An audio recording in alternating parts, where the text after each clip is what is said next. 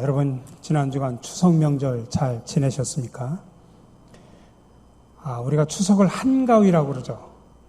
한가위, 한은 크다는 뜻이고 가위는 가운데라는 뜻입니다. 그러니까 음력 8월에 가을에 한가운데 큰 날이라는 뜻입니다. 추석 때가 되면 먹을 것도 풍성하고 또 온 가족들이 또 친지들이 함께 모이니까 행복하죠. 그래서 더도 말고 덜도 말고 한가위만 같아라 라고 말을 합니다. 그런 것처럼 우리 교회 성도들이 매주일 예배에 참석하셔서 먼저 하나님께 예배를 통해서 영광을 돌리고 또 하늘에서 주시는 영의 양식을 풍성히 먹고 온 성도들이 그리스도 안에서 사랑과 친교가 풍성하게 넘쳐서 매 주일이 한가위와 같은 그런 역사가 일어나기를 주님의 이름으로 간절히 축원합니다. 오늘은 신명기 강의 16번째 주일입니다. 오늘 본문을 통해서 주시는 하나님의 세미한 음성을 듣고 또 함께 은혜를 나누고자 합니다. 지금 이스라엘 백성들이 모압 평지에 있을 때 하나님이 그들이 곧 요단을 건너서 약속의 땅 가나안 땅으로 들어가서 그 땅을 차지할 것이라고 말씀을 해주셨습니다. 그러면서 계속해서 이스라엘에게 광야에서 그들이 실패했던 일들을 기억하라고 말씀합니다. 오늘 7절에서 말합니다. 너는 광야에서 네 하나님 여호와를 경노하게 하던 일을 잊지 말고 기억하라. 하나님 어째서 이 중요한 시점에서 지금 가나안 땅에 새로운 땅으로 들어가서 살아야 될 그런 중요한 시점에 과거를 이야기하면서 지난날에 그들이 실패했던 일들을 기억하라고 말씀을 하셨을까요? 이 무릎은 우리로 하여금 삶의 여정 속에서 우리가 새로운 전기를 맞이할 때 지난날 실패했던 일들을 돌아보는 것이 어떤 의미를 갖고 있는가 우리에게 깊은 생각을 하게 해줍니다. 하나님은 본문을 통해서 먼저 이스라엘 백성들에게 말합니다. 약한 자가 강한 자를 이길 수 있는 길이 있다는 것입니다. 약한 자가 강한 자를 이기는 거 쉽지 않죠. 근데 약한 자가 강한 자를 이길 수 있는 길이 있다는 것입니다. 하나님께서는 지금 약속의 땅을 앞에 두고 있는 이스라엘 백성들에게 이 말씀을 하신 것은 사실은 현재 가나안 땅이 무주공산이 아니라 그 땅에 7 부족, 강대한 7 부족들이 사는데 그들은 이스라엘보다 훨씬 더 강한 사람들입니다. 근데 만일 이스라엘이 그 약속의 땅을 차지하기 위해서 싸워야 될 사람들이 자신들보다 훨씬 강한 자라고 하면 어떻게 그들하고 싸울 수 있겠습니까? 아마 싸우기 전에 절망하고 낭망하고 낙심할 겁니다. 그래서 하나님은 이스라엘 백성들로 하여금 낙담하지 않도록 그들이 약한 자지만 저렇게 그곳에 사는 강한 자들을 이길 수 있는 힘이 있다, 이길 수 있는 길이 있다라고 하는 것을 지금 말해주고 있습니다. 실제로 그 가나안 땅에 살고 있는 사람들이 얼마나 강한 사람들인가 1절, 2절에서 표현합니다. 오늘 요단을 건너 너보다 강대한 나라들로 들어가서 그것을 차지하리니 그 성읍들은 크고 성벽은 하늘에 닿았으며 크고 많은 백성은 내가 아는 아낙 자손이라. 그에 대한 말을 네가 들었나니 이러기를 누가 아낙 자손을 능히 당하리요. 다시 말하면 그들이 싸워야 될 대적들은 이스라엘 백성들이 감당할 수 없는 강력한 사람들입니다. 근데 이어서 3절에서 이렇게 말합니다. 오늘 너는 알라. 내 하나님 여호와께서 맹렬한 불과 같이 내 앞에 나가신즉 여호와께서 그들을 멸하사 내 앞에 엎드러지게 하시리. 여호와께서 내게 말씀하신 것 같이 너는 그들을 쫓아내며 속히 멸할 것이라. 지금 이 말씀은 약한 자들이 강한 자들을 이길 수 있는 길이 있는데 그 길이 뭐냐? 하나님과 함께하는 것입니다. 약한 자들 뒤에 든든한 백만 있으면 아무리 강한 사람이라고 할지라도 이길 수 있다. 근데 그 든든한 백이 누구냐? 바로 살아계신 하나님이라고 하는 것입니다. 그래서 오늘 본문에 하나님을 뭐라고 표현하냐면 맹렬한 불이라고 표현합니다. 맹렬한 불이라고 하는 것은 강력한 화력을 가진 불로서 접촉하는 모든 것들을 다 불살라버릴 수 있는 그 불을 그렇게 표현하는 것입니다. 그러니 그런 하나님께서 이스라엘을 대신해서 대적들과 싸우니 그들은 패배하고 이스라엘은 약하지만 이길 수밖에 없다고 하는 것입니다. 그런데 하나님께서 이 같은 사실을 이스라엘 백성들에게만이 아니라 계시의 말씀으로 기록해서 모든 시대 믿는 사람들에게 주신 것은 비록 오늘을 살아가고 있는 믿음의 사람들이 힘이 지배하고 있는 이 세상 속에서 우리가 연약한 자로 살아갈지라도 힘 있는 자들을 두려워하지 말 것을 우리에게 말씀해 주시고자 이 말씀을 기록한 것입니다. 그렇습니다. 나는 비록 약할지라도, 아니 어떤 의지할 힘과 배경이 없다고 할지라도 하나님만 의지하고 살면 무서울 것이 없다는 것입니다. 이것을 알고 실천하는 것이 바로 믿음입니다. 이제 하나님은 이스라엘 백성들에게 이렇게 소망의 말씀을 주신 후에 다음으로 지난날 그들이 실패했던 삶을 되돌아보라고 이야기합니다. 오늘 우리가 9장 전체를 다 읽어야 되지만 중간에 딱 잘라서 읽었습니다. 9장 전체를 보면 하나님은 이스라엘이 호렙산에서 넘어진 것, 다베라와 마사와 또 기브롯 핫다와에서 넘어진 것을 기억하라고 특별히 지정해서 말하고 있습니다. 이스라엘의 광야에서 하나님을 경노하게 한 일들 가운데 하나가 바로 호렙산에서 우상 숭배를 한 것입니다.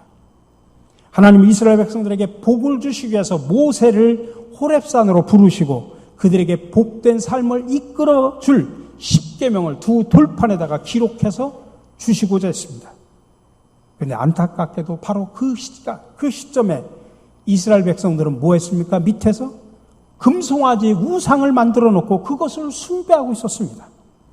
정말 불행한 일입니다. 정말 불신앙적인 일입니다. 이런 일은 있어서는 안 될 일입니다. 그래서 하나님은 이스라엘 백성들에게 바로 이와 같은 일들을 기억하라고 말하고 있습니다. 다베라 사건이라는 것이 있습니다. 이스라엘 백성이 시내산에서 약속의 땅으로 향해서 가는 도중에 막 악한 말로 하나님을 원망하고 있을 때 하나님께서 그 소리를 들으셨습니다.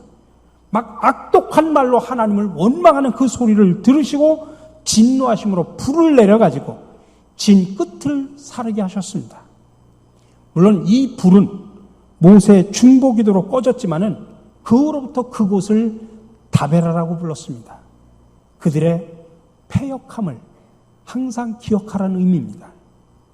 그러므로 여러분, 우리도 어느 상황, 어떤 환경에 처한다고 할지라도 우리가 악한 말로 하나님에 대해서 혹평하거나 비방하거나 원망의 말을 쏟아서는 안 되는 것입니다. 마사라는 것은 우리가 너무나 잘 알고 있는 것입니다. 이스라엘의 신광야를 떠나서 르비딤에다가 진을 쳤을 때 마실 물이 없었습니다. 그래서 그곳에서 하나님을 원망하면서 시험합니다. 이때 하나님은 모세로 하여금 반석을 쳐서 그들에게 물을 주셨지만은 그곳에서 여호와를 시험하면서 말하기를 정말 하나님이 우리 가운데 계신 거야, 안 계신 거야? 그렇게 시험하다가 하나님을 경노하게 한 것입니다. 또한 기브롯 핫다와도 이스라엘이 하나님을 경노하게 한 곳입니다. 이스라엘이 호렙산을 떠나서 광야에 이르렀을 때 그들 가운데 탐욕을 품은 자들이 뭐라고 이야기하냐면, 아니 하나님은 만나 외에 어떤 먹을 고기도 주시지 않는다라고 그들이 불평하면서 오히려 자기들이 애굽을 떠나온 것을 자기들이 후회를 했습니다. 하나님은 그들의 원망을 들으시고 그들에게 매출하게 고기를 내려주셔서 먹게 해주셨지만은 탐욕을 품고 하나님을 원망한 자들에 대해서 진노하심이 임해가지고 그들이 고기를 먹으면서 이 목구멍에 넘어가기 전에 죽임을 당하도록 하셨습니다.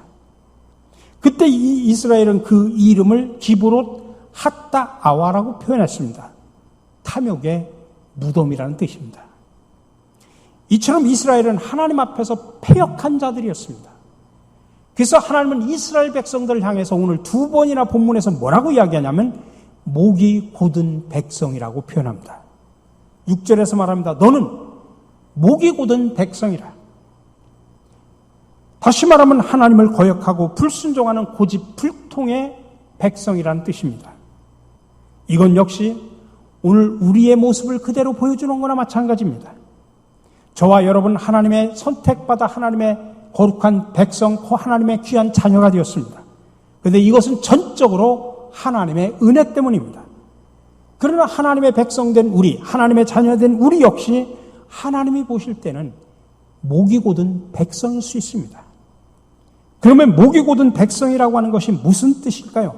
목이 곧다라고 할 때 이 곧은이라는 원어는 뻣뻣하다는 뜻입니다. 그래서 이 말의 원뜻은 멍에를 지지 않으려고 막 거부하고 뻗팅기는 황소의 모습을 연상하는 그런 단어입니다.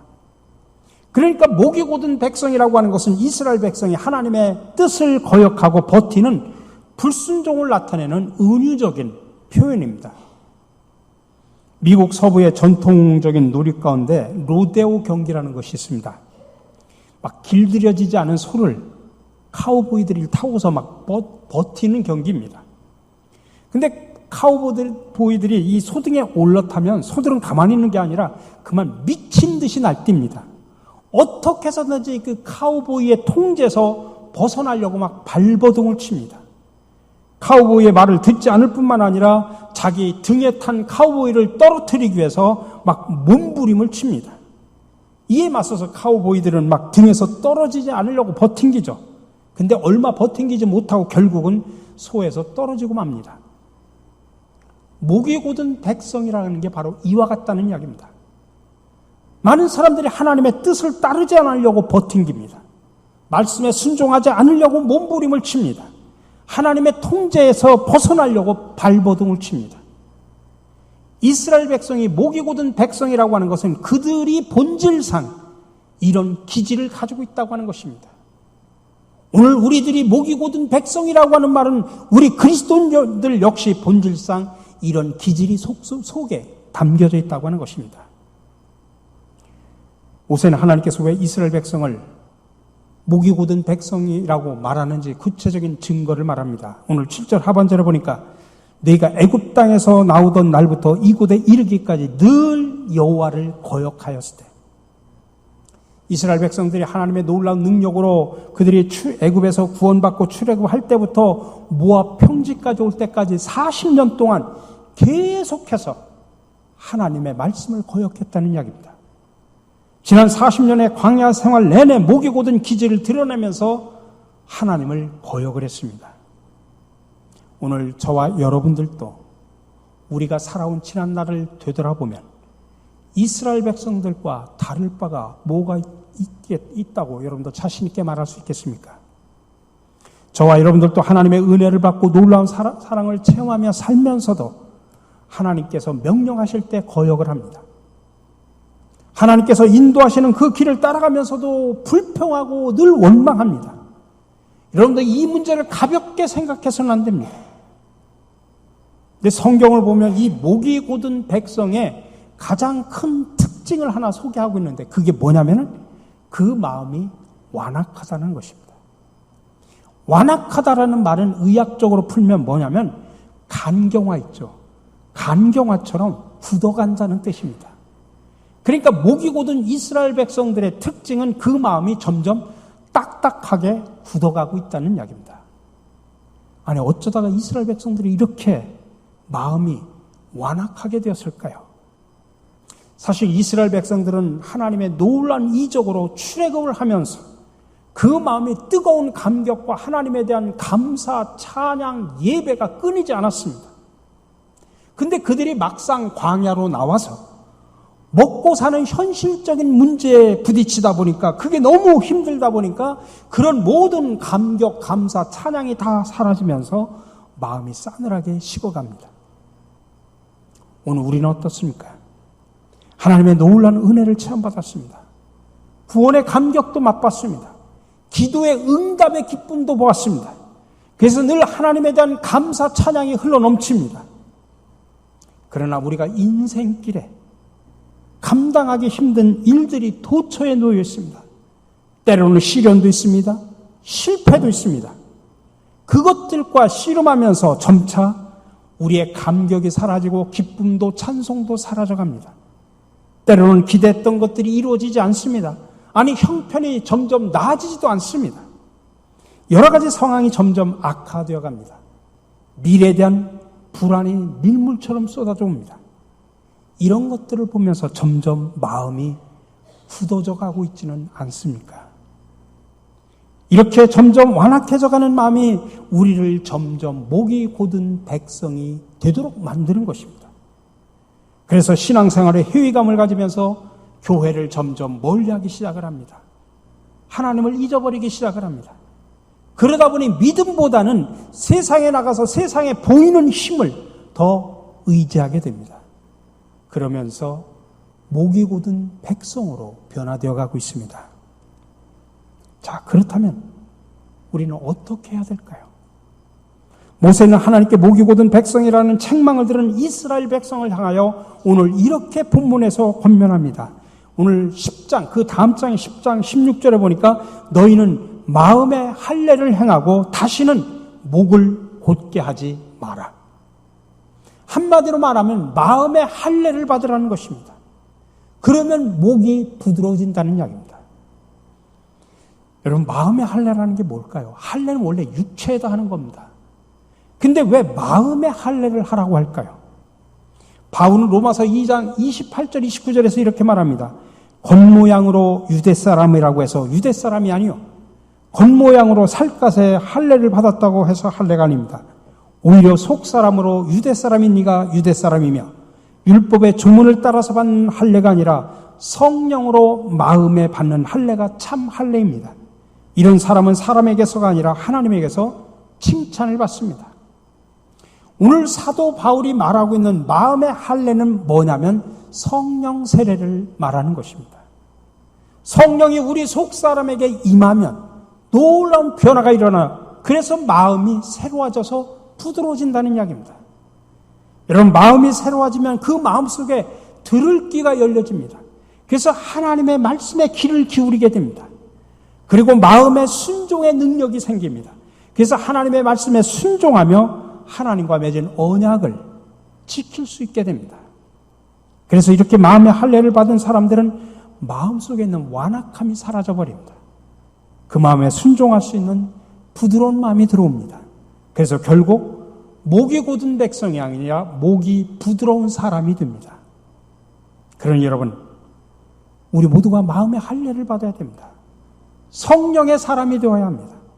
성령께서 우리의 마음을 주장하신다고 하면 우리의 마음의 완악함이 사라지고 우리가 목이 부드러운 사람이 되는 줄로 믿으시기 바랍니다.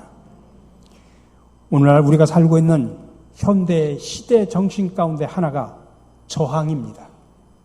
기존 권위에 대한 저항, 기득권 세력에 대한 저항, 전통과 관행에 대한 저항입니다.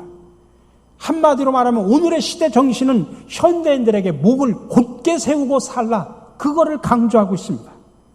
그래서 오늘 많은 그리스도인들이 이런 시대 풍조에 영향을 받아서 순종을 잊어버린 채 살아갑니다. 그래서 묻습니다. 주일을 꼭 지켜야 합니까? 주일에 꼭 예배를 교회에 와서 드려야 합니까? 11조 헌금을 꼭 드려야 됩니까? 그런 문제 제기를 하는 사람들이 늘어가고 있습니다. 그러나 여러분 기억하십시오.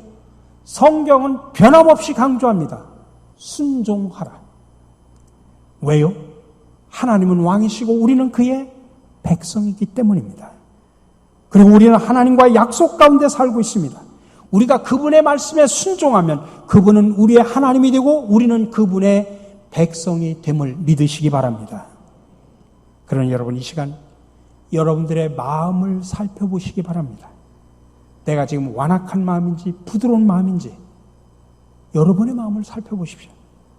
아직도 내 마음이 완악한 마음이라면 이 시간 성령의 치유하심을 통해 부드러운 마음으로 변화받으시기를 바랍니다. 여러분, 우리의 목도 살펴보시기 바랍니다. 목이 곧은 사람인지 아니면 머리 숙인 알곡처럼 순종하는 사람인지 살펴보시기 바랍니다. 그러나 아직도 목이 곧은 사람이라고 하면 이 시간 하나님의 말씀에 순종하여 치유받고 회복되시기를 바랍니다. 그럴 때 하나님께서 우리를 하나님의 거룩한 백성으로 삼아주십니다. 또 하나님의 거룩한 백성에게 베풀어 주시려고 하는 그 축복을 소유하며 살게 된다는 사실을 믿으시기 바랍니다. 저는 말씀을 마치면서 다음의 이 찬송가 가사처럼 우리가 살아가기를 바라면서 찬송가, 찬양을 여러분들에게 들려주면서 말씀을 마치려고 합니다. 이 찬양의 가사를 깊이 묵상하시기 바랍니다.